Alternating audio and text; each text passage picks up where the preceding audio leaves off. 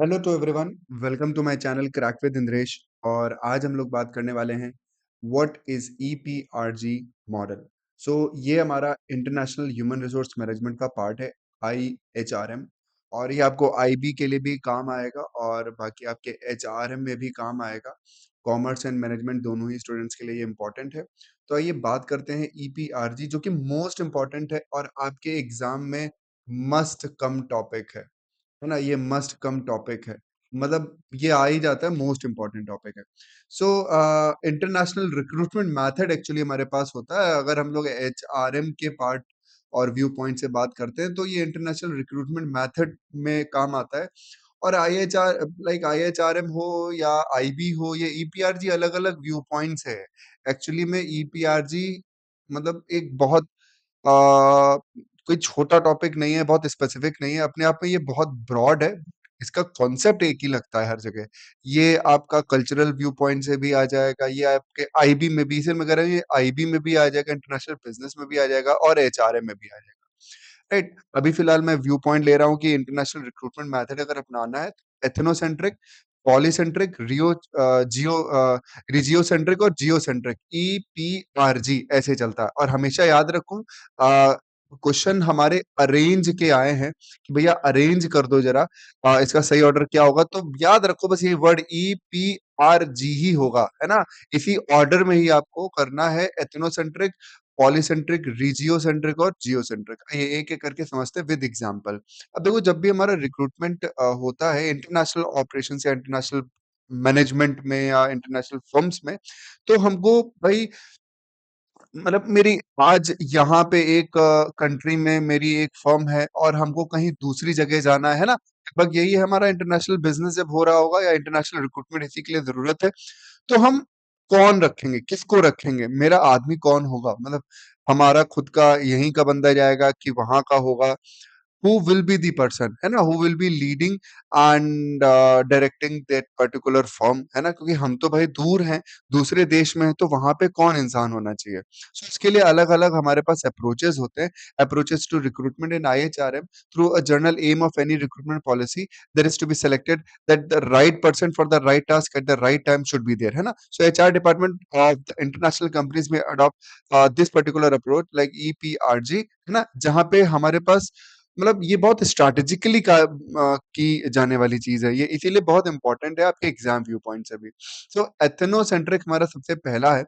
Ethnocentric, मान के चलो, एक ऐसा अप्रोच होता है जहां पे खुद के कल्चर को बहुत बेस्ट माना जाता हो, मतलब खुद की चीजों को बहुत बेहतर बताया जाता हो और दूसरों को भी कहा जाता है कि यही चीज फॉलो करो, ठीक है। इसी व्यू पॉइंट को अपनाता है यहाँ पे एथनोसेंट्रिक अप्रोच, यहाँ पे आईएचआरएम में, कि countries with the branches in the foreign countries have to decide how to select the management level employee.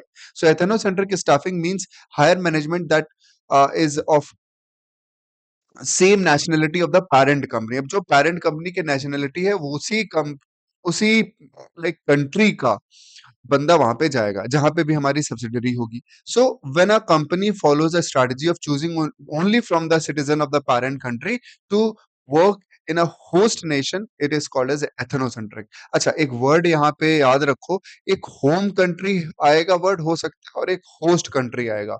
Home मतलब जहां की ये पेरेंट कंपनी है, मतलब जहां की एक्चुअल कंपनी है, जहां हेड क्वार्टर है, ये मान सकते हो। होस्ट मतलब कि जहां पे आप जा रहे हो, जहां पे आप अपनी सब्सिडरी लगा रहे हो, उस कंट्री को हम लोग होस्ट कंट्री बोलेंगे या होस्ट नेशन बोलेंगे, ठीक है। तो यहाँ पे आप देख सकते हो ना, जैसे मैंने बोला था कि एथनो में क्या होता है कि हमारा ही हर एक चीज सुपीरियर है, मतलब मेरा कल्चर सुपीरियर है, मेरा बिलीफ सुपीरियर है, इसीलिए हमारा ही सिटीजन वहां पे जाता है, इसलिए इसको एथनोसेंट्रिक अप्रोच कहते हैं। यहाँ पे ये वाला वर्ड जो आपने हाईलाइट अभी देखा, ये बहुत जरूरी है। Ethnocentric staffing means to hire management that is of a same nationality of the parent company. Example के तौर पर इसको देखो, जैसे कि मान लो इंडियन पेरेंट कंपनी है, मतलब हेडक्वार्टर इंडिया का ही है, यहीं की ही कंपनी है, और वो यूएस में जा रही है। तो यूएस में जाके अपनी फर्म लगाई, बट वहां पे कौन लोग होंगे, तो यहाँ पे आप देख सकते हो इंडिया के ही लोग होंगे टॉप मैनेजमेंट में। अब ऑब्वियस सी बात है, ऊपर से नीचे तक सारे इंडियंस नहीं हो सकते ना। इंडिया में कोई अगर आ रहा है तो सारे फॉरेनर्स होंगे, है ना। भाई नीचे के काम तो इंडिया के ही लोग ही करेंगे। जो टॉप और मिडिल होते हैं ना, ज़्यादातर टॉप एग्जीक्यूटिव्स और मिडिल मैनेजमेंट जो होता है वो हमारे पेरेंट कंपनी का ही होगा। जैसे यहाँ पे आप देख रहे हो, इंडिया के ही लोग हमारे टॉप मैनेजमेंट में बैठेंगे, वही सारी चीजें गाइड करेंगे। इसी को हम लोग एथनोसेंट्रिक अप्रोच कहते हैं। So normally higher level foreign position are filled with the ex parasite employees from the parent company and like इसका सिंपल रीजन ये है, रैशनल यही है ethnocentric approach, is that the staff from the parent country would represent the interest of the headquarter. भाई simple सी बात है ना, हम क्यों अपना बंदा वहां भेज रहे हैं? क्योंकि वो हमारा इंटरेस्ट, हमारा कही हुई बातों का यहाँ पे चलाएगा। जैसे कि आपने देखा ब्रिटिशर्स इंडिया आए, तो वहीं के जो हायर पोजीशन पे होते थे तो वो ब्रिटिशर्स के ही नेशंस के या ब्रिटिश नेशंस के ही होते थे ना हायर पोजीशन पे, जैसे कि भाई वो ब्रिटिशर्स का जो रूल है या इंटरेस्ट है वो पूरा कर पाए। ऐसा ना हो यहाँ का कोई ऐसा अपना सोच कर करने लगे। तो यही इसका कॉमन सा रीजन होता है कि हम अपना बंदा वहां पे भेजते हैं। So ethnocentric approach places native of a home country of a business in a key position home and abroad. तो भाई हमारे यहाँ देखो, यहाँ पे आप देखते हो ना कि भाई हमारे यहाँ पे भी तो कंपनी चल रही है, तो मेरे यहाँ भी हमारे ही लोगों के नेशन के लोग हैं और बाहर भी हमारे ही लोग बैठे हुए हैं। अच्छा, तो इसमें रिक्रूटमेंट प्रोसेस क्या होता है? बस ये इस वाले स्लाइड में देखोगे, बाकी तो सब कॉमन ही है। देखो, रिक्रूटमेंट प्रोसेस में सेल्फ सिलेक्शन होता है कि पहले आप सेलेक्ट कर लो भाई कौन कौन बेहतर आदमी है। जैसे मम्मा पापा बहुत सारे लोग हैं, तो उनमें से कुछ लोगों को चूज करते हैं कि भाई हाँ ये जाने लायक है, ये जाने लायक है। तो हमारे पास भले ही 2 लोगों की जगह है, पर हम हो सकता है 10 लोगों को देख लें कि हाँ हमने सेल्फ सिलेक्शन कर लिया। ऐसे मैंने एक पूल एक क्रिएट करा, टेक्निकल स्किल असेसमेंट किया इन सब की, उसके बाद म्यूचुअल डिसीजन लेते हैं बाहर जाना भी कौन चाहता है। भाई हो सकता है कि वो जाना ही नहीं चाह रहा है ना, वो छोड़ना ही नहीं चाह रहा है। इस चीज को जरूर एक बार आप लोग रीड आउट करना, पॉज कर लेना, इसको एक बार प्लीज गो थ्रू करना। कभी कभी एग्जाम में यहीं से अरेंजमेंट के क्वेश्चंस आपको देखने को मिल सकते हैं, है ना। आपको ऐसे लेंदी क्वेश्चंस जो बनेंगे वो यहाँ से बन सकते हैं, तो इसको एक बार रीड आउट खुद से करना, बहुत आसान है। अच्छा, अब आते हैं पॉलीसेंट्रिक। पॉलीसेंट्रिक मानता है कि भाई मेरा भी सही है, तुम्हारा भी सही है, तुम्हारा तुम्हारी जगह सही है और मेरा मेरी जगह सही है। यही अप्रोच पर पॉलीसेंट्रिक अप्रोच आईएचआरएम में भी काम कर रहा है। When company adopts the strategy of limiting the recruitment to the nations of the host country, बस होस्ट में जा रहे हो तो वहीं के लोकल पीपल को ही रखो। भले ही आप मिडिल लेवल पे रखो या टॉप लेवल पे, तो वहीं के ही डिसीजन मेकिंग होगी, वहीं के लोग डिसाइड करेंगे उस लोकल मार्केट के हिसाब से। So the purpose of adopting this approach is to reduce the cost of foreign operations gradually. बिल्कुल सही बात है, हमारे पास कैपिटल मूव करना लेस कॉस्टली है ना, बट ह्यूमन रिसोर्स को मूव करना ये ज्यादा कॉस्टली हो जाएगा। भाई कहीं कैपिटल भेजना चाहोगे तो जो नॉर्मल सी कॉस्ट होती है वो बस देनी पड़ेगी, भाई इंटरेस्ट है या कॉस्ट है, ऐसा कोई ट्रांसफर फीस है। कोई अगर एम्प्लॉय लाइक आपका वर्कर कोई जा रहा है, एम्प्लॉय आपका जा रहा है, तो भाई उसकी सैलरी डबल हो जाएगी। अगर वो यहाँ पे 1 लाख रुपए लेता है, तो भाई वहां जाएगा कहीं और कंट्री में वो 2 लाख रुपए लेने लगेगा तुमसे, है ना। वहां की कॉस्ट ऑफ लिविंग भी हाई है, और ऊपर से वो अपना घर परिवार अपनी जगह छोड़ के जा रहा है, तो ऑब्वियस सी बात है ज्यादा लगेगा, और ट्रांसमिशन का पैसा भी ज्यादा लगता है। सो भाई यहाँ से हम अपनी कॉस्ट को भी रिड्यूस कर रहे हैं। और एक और भाई सिंपल सीधी बात है कि लोकल मार्केट को बाहर जाके हम समझ पाएंगे, वो उसकी पॉसिबिलिटी कम है। जितना लोकल पीपल वहां के समझ पाएंगे, वो ज्यादा बेहतर से वहां पे रिसर्च करके समझ सकते हैं और डिसीजंस ले सकते हैं। So even those organisations which initially adopt the ethnocentric approach may eventually switch over to the polycentric। देखो यहाँ पे एक बात कही है, हो सकता है शुरुआत में एथनोसेंट्रिक में रहे हो वो, जैसे अपना थोड़ा सा वहां पे सेटअप कर पाए, पर धीरे धीरे हो मतलब ये ऐसा पॉसिबल है कि वो पॉलीसेंट्रिक में शिफ्ट हो जाएं, कि धीरे धीरे वो क्या करें, वहां के लोग को अपॉइंट करें, अपना आइडिया अपना मेथड अपना इंटरेस्ट शो कर दें, उसके बाद वो शिफ्ट हो जाएं। So the primary purpose of handing over the management to the local people is to ensure that the company understand the local market condition, political scenario, cultural and legal matters and requirements better than any foreign nation citizen, है ना। तो ये सबसे main important purpose आपने देखा, और ये important purpose देखा। चलिए एग्जाम्पल के तौर पर पॉलीसेंट्रिक अप्रोच का, अब इंडिया की पेरेंट कंपनी है, यहाँ पे तो इंडिया के ही लोग बैठेंगे। बाहर आप जा रहे हो, यूएस सब्सिडरी कंपनी है, यूएस में जा रहे हो, तो वहां के लोग आपके देखोगे बैठेंगे, है ना, वहां की सब्सिडरी कंपनी में। Okay, so the company adopts This mother normally have a localized HR department which manages the human resource of the company in the country. So polycentric approach uses the native of the host country to manage the operation in their country, native of the parent company to manage in the home office और home country. देखो simple सी बात है, बाहर जा रहे हो तो वहां के लोग, यहाँ हो तो यहाँ के लोग। अब आता है रीजियो सेंट्रिक। रीजियो मतलब रीजन, है ना भाई, यहीं से निकल के आना, रीजन सेंट्रिक है। आ, इसको अगर मैं सबसे पहले अगर ऐसे दिखाना चाहूंगा तो मैं बेहतर तरीके से पहले यहीं पे दिखाऊंगा।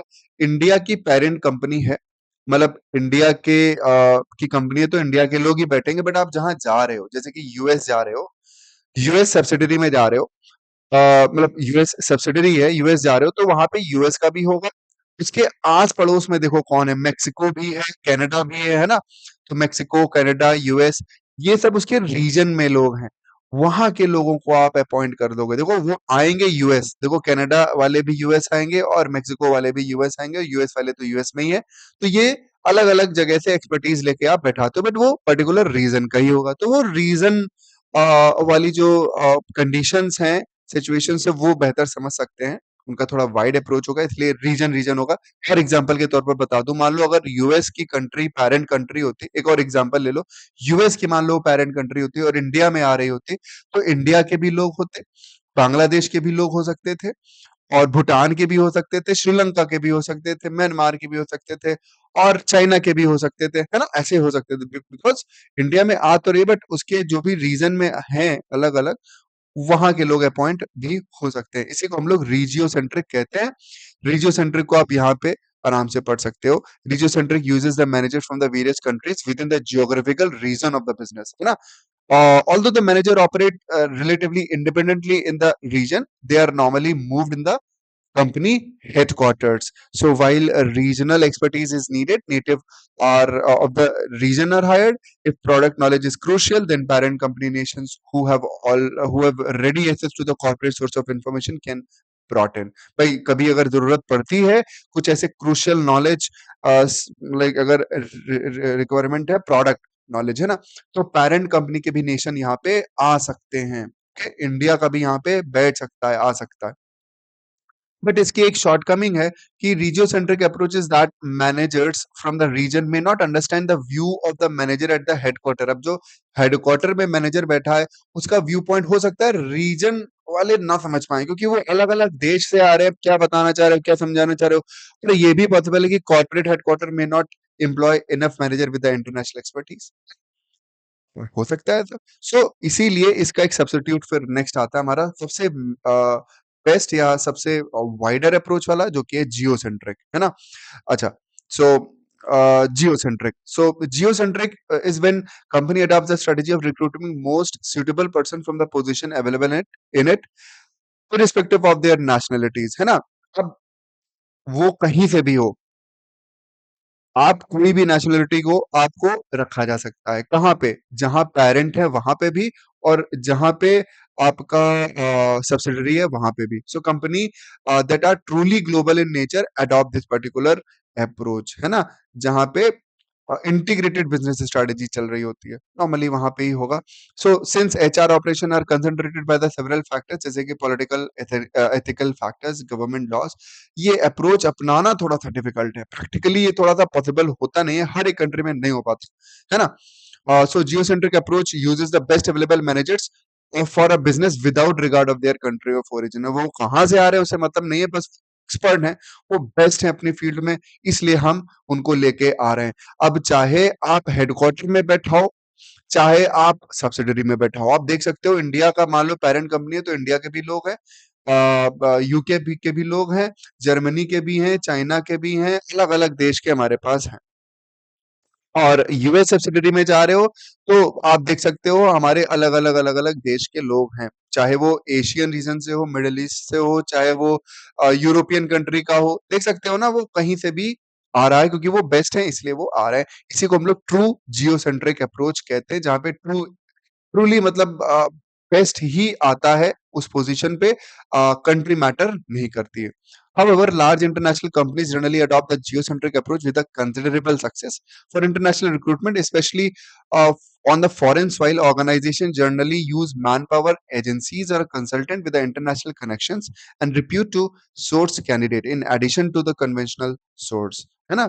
जो कन्वेंशनल सोर्सेज हैं उनके अलावा हम लोग लोकल एजेंसीज पे जाके या कंसल्टेंट पे जाके इंटरनेशनल कनेक्शंस जिनके होते हैं उनसे भी हम लोग ले लेते हैं और उनसे भी लोग उठा लेते हैं जो अच्छे-अच्छे होते हैं। उनका मतलब अपना सिलेक्शन क्राइटेरिया करके हम उनको सेलेक्ट कर सकते हैं। For effective utilization of the internal source of recruitment, global companies need to develop an internal database of the employee and an effective tracking system to identify the most suitable person for the global posting. So that was all about your geocentric, and yes, that was also all about your today's class. Hopefully you have got a very nice short and a crisp understanding about the EPRG. If you like the video, uh, actually मैं वो hit वाला button hit like button अगर अच्छा लगा तो ज़रूर आप comment भी करो, कमेंट करने से हमको और बेहतर अच्छा लगता है। सिर्फ लाइक ही नहीं, कमेंट भी कर दोगे तो ज़्यादा बेहतर है।